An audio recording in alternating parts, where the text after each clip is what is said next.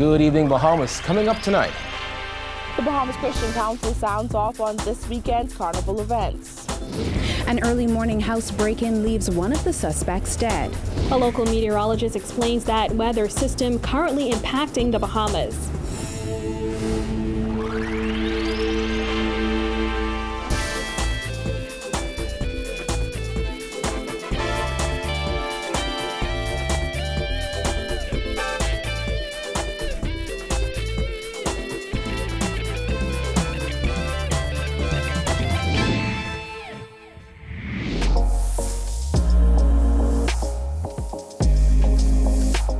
Our News is brought to you by Alive.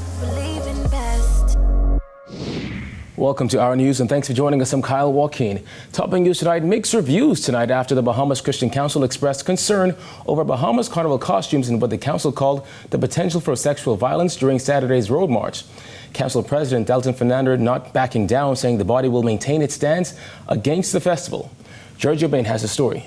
The Bahamas Christian Council did not hold back in its recent press release, stating that Bahamas Carnival Road Fever is a sexually charged event that can lead to sexual violence and rape. President of the Bahamas Christian Council, Bishop Delton Fernando, released a statement on behalf of the Christian Council Wednesday evening, reaffirming the council's view on the upcoming Bahamas Carnival Road Fever event. In a statement, the council says, "We strongly condemn this open display of sexuality, nudity, open consumption of alcohol and indecency associated with this event." Our News spoke with Fernando, who is an Eleuthera attending an event, who said the sexual nature of the event continues to be a concern for the Christian Council. Some of the things that happened on the road march or road fever, even if you were fully cladded and you did those things, you would be in the area of sexual harassment or be facing some kind of charges in regards to vulgarity or indecency and sexual nature. The statement continued, with a mixture of men and women flaunting near-naked bodies, engaging in sexual contact with event participants, and the open flow of alcohol, we stand with others who believe this event has the potential to lead to sexual violence, rape, and other violent confrontation, most especially between our young men who may not be able to handle seeing their female friend in sexual contact with other men on the streets. So it is that is on full view in our nation. We have to be careful if they're trying to change the trend of race that is in our society. We're trying to change the trend of violence that is in our society. And we're trying to put forward more wholesome products. And with a view of that, I think, again, we must consider what are we doing to ourselves by bringing in and introducing something that is not native to the Bahamas and trying to make it something that we are proud of and showing to the world. The statement continued. Simply put, we believe that Bahamas Carnival Road Fever is a vulgar, sexually charged event which many believe is a serious ticking time bomb waiting to explode into a dangerous series of circumstances. According to Fernando, he is also concerned about parents taking young children to watch the Road Fever March and its unavoidable route. I'm gravely concerned because we're sending a message to another generation that this type of behavior is not only condoned by my parents, but it's condoned by the nation. And really, it's taking place in an unavoidable, populated area. Fernando warns those attending to stay in groups and to be vigilant. Reporting for Our News, I'm Giorgio Bain. Well, the Bahamas Carnival Band Owners Association responded to the Christian Council, saying for 5 years, the police force has partnered for the smooth execution of the road march and has never reported such an incident occurring. In a statement, the association said for members of the cloth to allude that a particular type of clothing worn by a female will incite sexual violence is perhaps the most alarming statement they've made and should alarm us all. The statement continued. The Christian Council regurgitates these same sentiments each year from the inception of Bahamas Carnival, and each year they have been proven wrong. In other news, an alleged burglar is dead after police say he drowned in a nearby canal while trying to flee after his robbery attempt was foiled. Jillian Gray has more.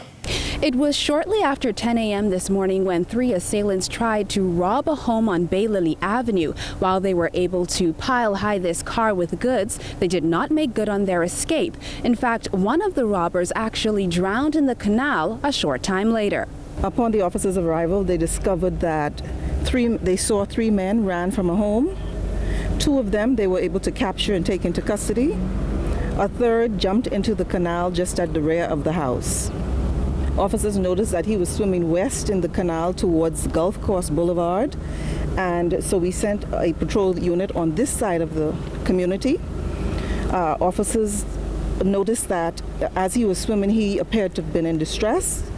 They rendered assistance to him by jumping into the water, brought him to shore, began to perform CPR until an ambulance came, and then he was pronounced deceased. Superintendent Knowles said the deceased is between 25 and 30 years old. She could not say what items were found in the car and could not confirm if any of the men were known to police. She added that as the summer months approach, she would encourage parents to take precautions to protect their children from becoming victims of crime or participants in criminal activity.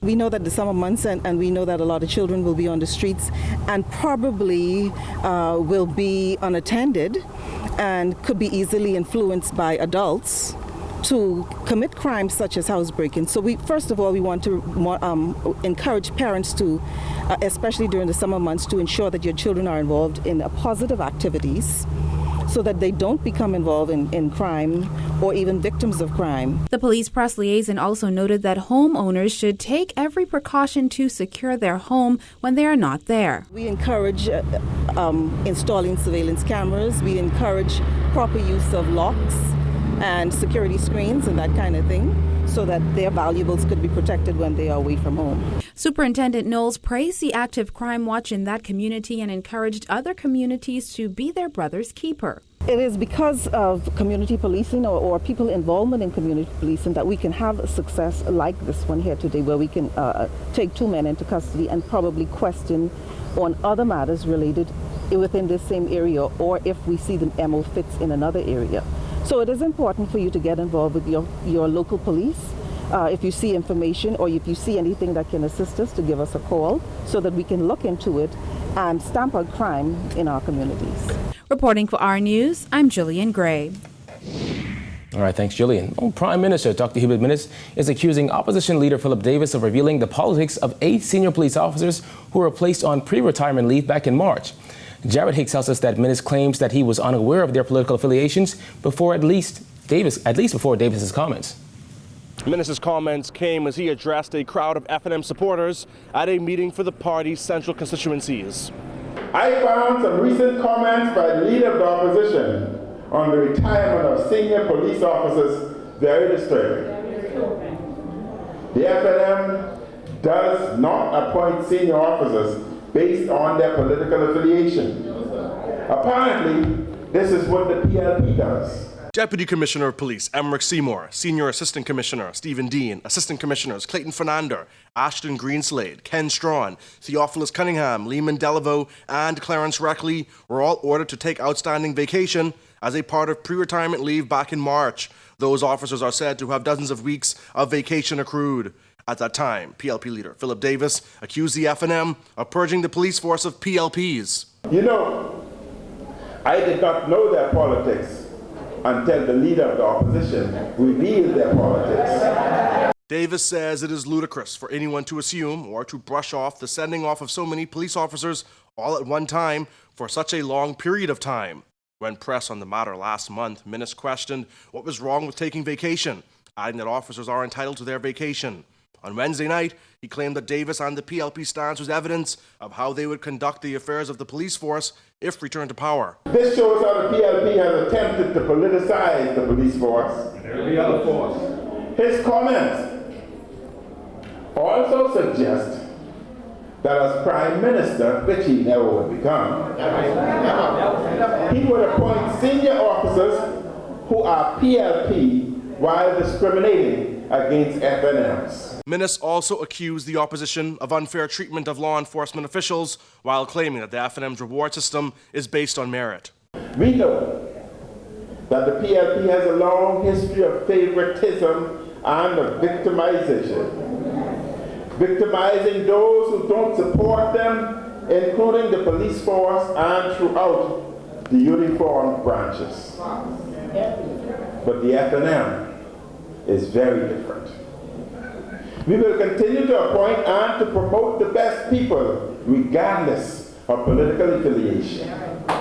We will promote with payment who are qualified to do the job. National Security Minister Marvin Dame says the decision to send those 8 officers home is in line with succession planning and that more officers, including Defense Force officers, would meet the same fate. Reporting for Our News, I'm Jared Higgs. The weather system that has dumped rain across the country and produced hail in Inagua has become an area to watch for possible development. Despite the fact that the start of the 2019 hurricane season is still a month away, Chief Meteorologist Jeffrey Green says the deep layered system will continue to bring heavy rain, strong winds, and even higher gusts over the next 48 hours. Jasmine Brown reports. Green says that weather system may be a sign of what's to come in the 2019 hurricane season. Green says the nasty weather weeks before the official start of the hurricane season isn't exactly unusual. For that reason, Green is also warning residents across the country to prepare themselves early. Over the last 4 years, we have had the development of early storms, especially during May. We had in 2016 one that developed as early as January.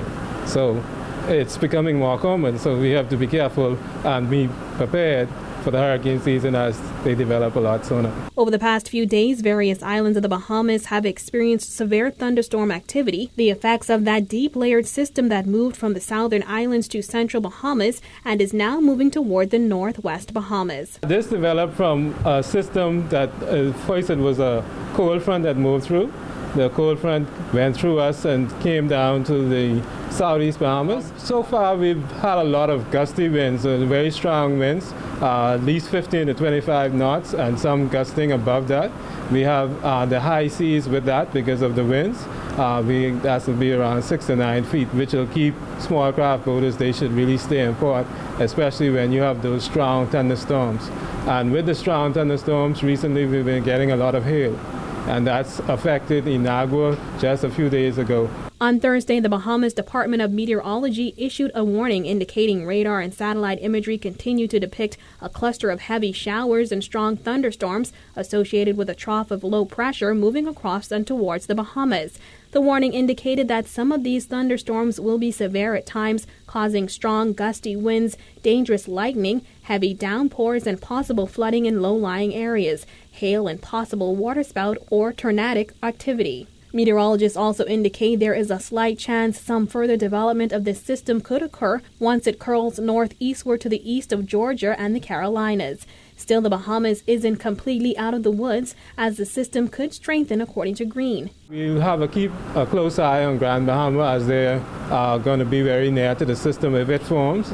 And even if it doesn't form, they expect weather to be around Grand Bahama for the next few days, at least until Saturday. Meantime, there is some good news for those carnival revelers who are looking forward to taking part in this week's festivities. Meteorologists are predicting clear skies. Reporting for Our News, I'm Jasmine Brown. All right, thanks, Jasmine. Still to come, the central bank says Bahamians are spending and saving more. Plus, the transport minister speaks on the Carnival cruise ship dumping ordeal. Stay tuned.